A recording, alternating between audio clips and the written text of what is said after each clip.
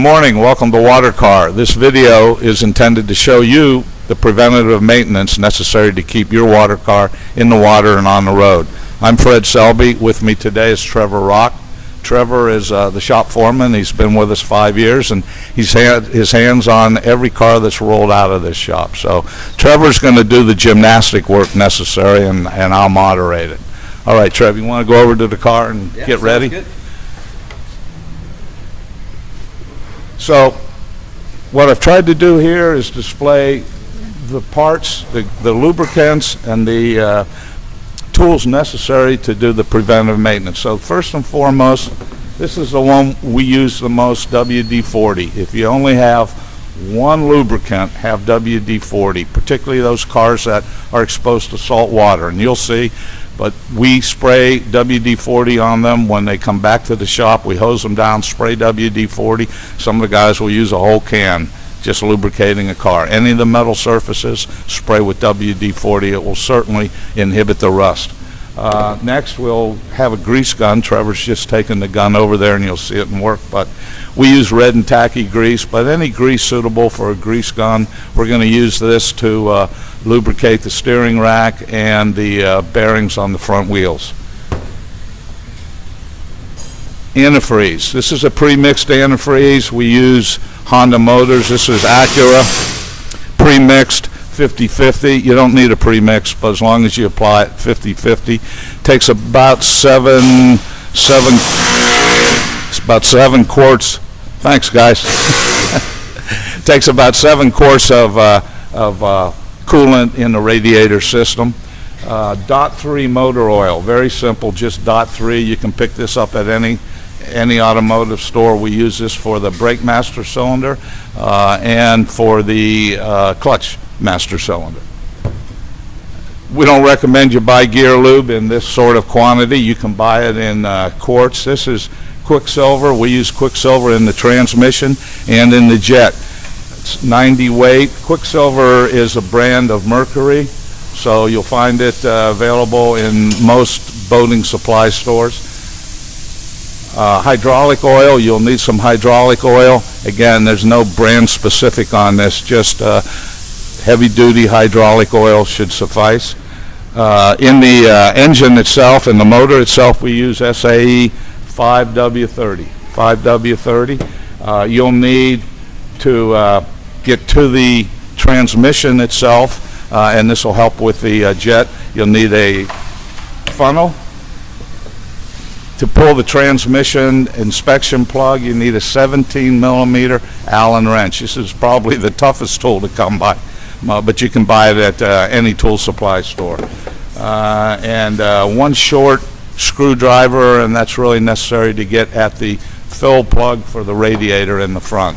So, one more item. This is a pump typically used in any sort of marine application where you can't get to the engine drain plug in the pan. So you need to pump the oil. When you do an oil change, you need to pump it out the cavity for the dipstick. So the pan, the oil system in your water car takes, again, about 7 quarts.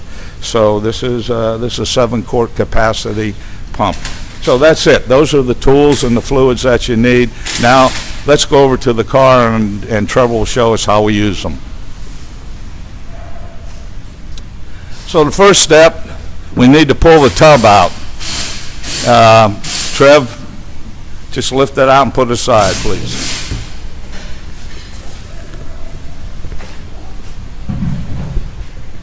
Okay, once the tub is out, it's a lot easier to work inside the front end here. So Trev, and this is why we bring Trev along.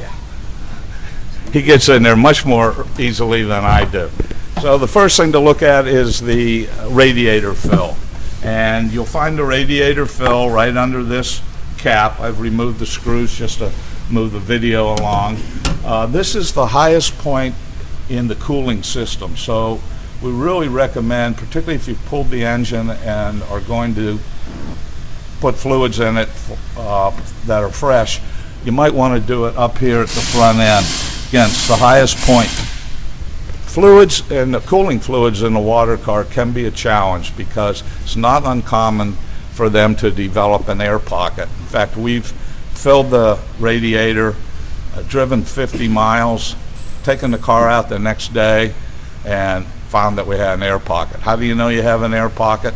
Well, once it reaches the radiator, once it reaches the pump, it's not capable of pushing fluid, and so you'll see that the temperature on your dash will go up. And if it goes up high enough, the computer will actually shut down the motor.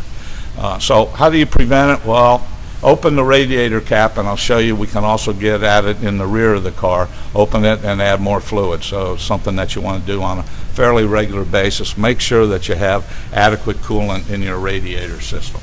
All right, so the next area that we're going to go is down here to the steering rack, and there are 2 Zerk fittings on there that need to be lubricated, and I don't know, Trevor, I'd say once every 6 months should be adequate. Yeah, I mean, you could obviously see that there's grease pouring out of this rack right now, so you know that you're good. Anytime you don't see it all over the place, you might as well add some to it. You can't over grease it. Okay. And there, like you said, there's 2 Zerks, one here, and then there's one underneath here that you cannot see. Right. But if you can reach down there and feel it. Okay, so can you show folks how you might put the grease gun on it? Yeah, so we've got a soft hose on this grease gun. Makes it real easy to get in tight places. Just obviously snaps on, and you could just pump away. And what you want to do is see grease coming up out of here. And I could already see more grease coming out of those holes. And that's 5-6 pumps. I mean, this thing takes almost a half a tube all by itself. But we fill it ourselves before it comes to you. You're only going to need to put a couple pumps on each side to make sure everything's up to snuff. So this other one, right under here, same thing, snap it on, a couple things of grease, and you're good to go. Okay, great. So the next item you see in the front are the batteries. Trevor's standing on the batteries at this point. These are gel batteries. You should easily get 5 years worth of life out of the batteries. If you want to prolong it, when the vehicle is not in use, switch the batteries to off on the firewall on the inside of the cab, or just turn the breaker off up on the upper left corner of the cab. That'll isolate the batteries and extend their life. Here we've got brake fluid, or brake master cylinders, and clutch master cylinder. So these are items you want to look at as well. And if you look at the level there, you want them just a little bit above full. It takes .3 lubricant, and .3 you can buy at any gas station. So again, .3 for the brakes and for the clutch. Okay, what else we have in here? We've got the hydraulic master cylinder. This is the device that actually raises and lowers the wheels for you. So there's a fill stick there on the outside. Can you just pull that up, Trevor? It's a dipstick that will allow you to see the max and the min recommended for the hydraulic fluid. So just keep that roughly at a midpoint should suffice. So those are really all the items necessary underneath the hood area to properly do preventative maintenance on your water car. So let's move now to the most challenging part, and that's the transmission. And again, this is why I have Trevor along with me today. So the transmission, and this checks the transmission fluid for the transfer case as well as the transmission itself. We do a lot of isolation of it. It's down low in the car, so we've got some soundproofing that's over it that needs to be removed. For this video, we've already taken out the back seat. So the back seat, there's 2 bolts that hold the back seat, and then there's 2 more bolts that hold the seat belts. So we've already removed that, and Trev, you want to show how we get to the... Sure. So you'll just have a little extra flap of carpet here, and you'll move that out of the way. Then we've got this heat shield. It just folds right out of the way. Everything kind of just tucks up out of the way on these cars. You'll see this, go there. Then you can see your transmission cover. And And like Fred was saying, there's two studs. We've kind of already popped this up a little bit, Jimmy, but there's two studs here that'll hold your seatbelt bolts. Once you pop that up, you can simply just slide it forward, and this whole cover comes out. Get it out of the way, and you can see your transmission here. Okay, Trev, show them where the plug is. And again, to remove this plug, you would use a 17 millimeter Allen wrench that I showed you earlier. But Trev, show them where that plug is. So this plug is located directly in the center of this rib, midway down on the driver's side of this transmission. I'm feeling it now with my finger. Okay, so again, when you check this transmission, you remove that plug. You then put your finger in the hole, determine, what's the level of the fluid in there. And you want to fill the transmission to the level equal to the opening of the plug. Okay, so that's how you fill a transmission. Exactly. And in this case, remember, you're filling not only the transmission but the transfer case as well. Same time. All right, so frequency on this, Trev, what would you say? I mean, unless you see blue oil in your bilge, I would almost never do this unless you got maybe 2,000 miles on it, 1,000 miles on it, something around that. It depends on how hard the miles were. Were they in the water? Were they all on land? I mean, it depends on the use, really. But this is a closed system. As you know, it's a manual transmission, and those things just go a very, very, very long time on gear oil compared to an automatic transmission. So it's something, unless you don't see it, I wouldn't go after it. Okay, while we have this open, perhaps good to show the folks, this is the fuel pump here. Right here? So that's your fuel pump, and then downline from it is a fuel filter, and if you follow the line up, mounted on the motor is another fuel filter. Fuel filter there. So if you're having fueling issues, you might want to look at those components. Okay, inside the cabin, that's really all the preventative maintenance that we need to do, so let's... One thing I might want to touch up here is the ECU, the computer that runs this entire car, is mounted right here. So another good thing to have is knowledge of this. It's not something that you would have to work on at all. If a mechanic ever had to try tapping into it, I mean, it's just a micro USB port right there. But that's something that's completely enclosed and not something that should be toyed with. Just, leave it alone, but good to know where it's at. Good point, Trev. Thanks.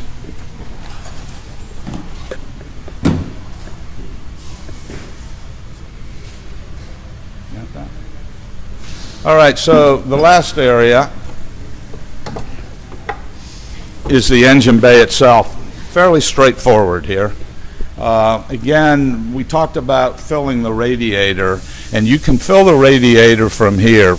Trev, lift that.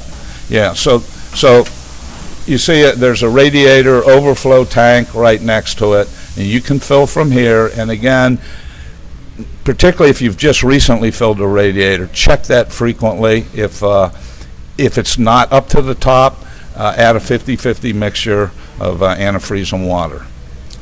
Okay, then all engines certainly have dipstick and require oil, so it's really simple to see. It's got a marker for a max and a minimum there.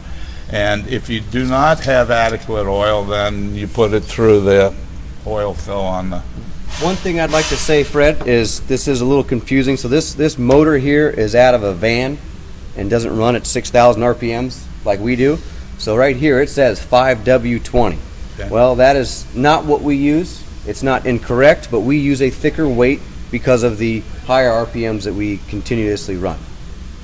So that's your 5W. That's 5W20, and we run the 5W30. Okay. Just thicken it up as best as we can. Yeah, and one thing we talked about the pump to remove the oil. If you do want to change the oil, and I don't know if you think about frequency of an oil change, we run at relatively high RPMs, particularly when you're in the water. So you may want to look at an oil change at somewhere between 500 and 1,000 miles on it.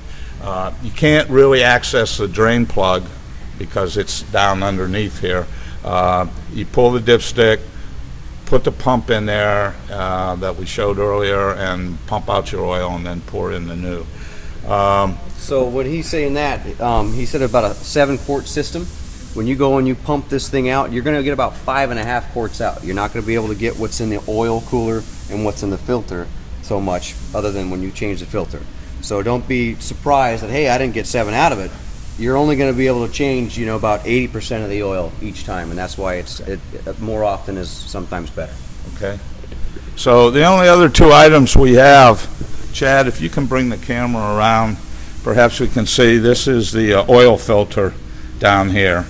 So again, if you're going to change the oil filter. It's a standard filter that you can get at any automotive supply store. And the last thing is the lubrication for the jet pump itself. Well, next to last. And this is the reservoir here. And you just want to fill it to the top. Okay. Again, you should see very little drawdown on this, but it's an easy item to eyeball. And the last item is actual lubrication of the steering cable itself.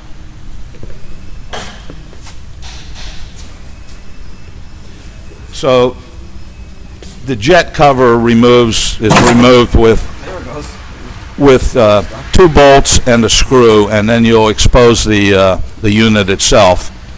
And now, the Zerk is here. So you see this Zerk. Now this one's a little trickier. We told you in the front, just feel free to go ahead and pump, but that's not the case with the rear, because what you're doing is lubricating the cable that connects up to the steering rack up front. So Trev, how do you want to go about this? You want to just be very gentle. Right now you can see there's grease in this, so I'm going to pretend like I'm greasing it, but I would do a single pump. That is it, because you can hydraulic this cable pretty quickly, and then your steering locks up, and it's a kind of a pain in the butt then. Okay, so key, you say hydraulic it, but if you put too much lubrication in there, you can lock up the steering. Exactly right. All right. Okay, I guess we do have a couple more items. We need to lubricate the front wheel bearings. It's true. So let's do that.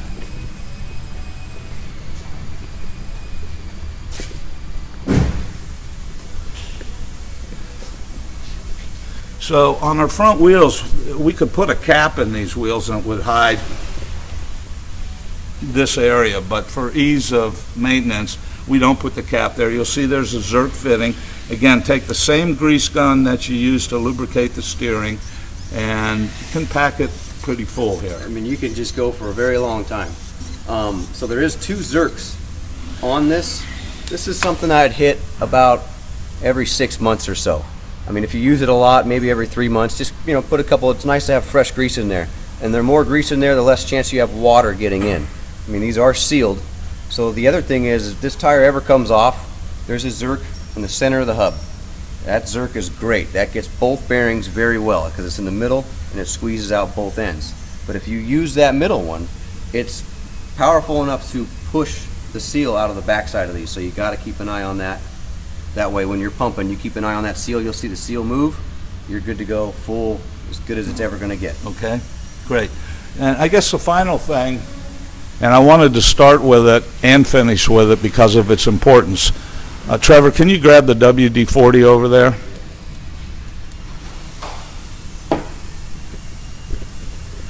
So again, this is, you cannot overuse the WD-40. So where do we spray it? We spray it on any metal part. And we try at WaterCar to use the best materials, the best anti-corrosion materials that we can. But in spite of that, if you're constant exposure to salt water, you're going to have exposure, or you're going to have a condition that's conducive to oxidation and rust. So, you know, spray it on the wheels, spray it on the suspension inside, spray it on the shocks. Come inside the motor, spray it on any metallic area that you see. Okay, you can't hurt it by overspraying it. Okay, I mean, even the cosmetic areas, yeah, you're going to want to wipe it off because you don't want it on the fiberglass. But I mean, we'll spray the dash.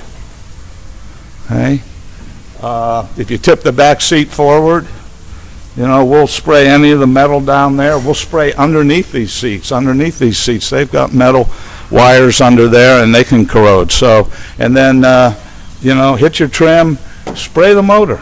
You're not going to hurt the motor. Spray the motor. Spray everything that you can, Fred. Okay? Everything. Same thing. Got metal parts here. You got metal parts here.